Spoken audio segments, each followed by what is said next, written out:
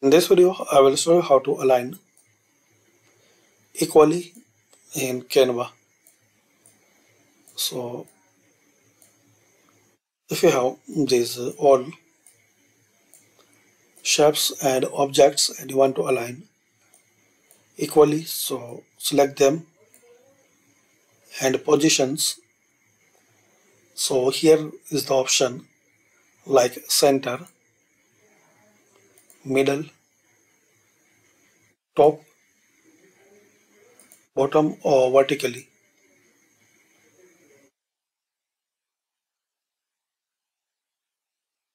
So these all options you will find here. So firstly arrange properly. Now select them and position, arrange and select middle.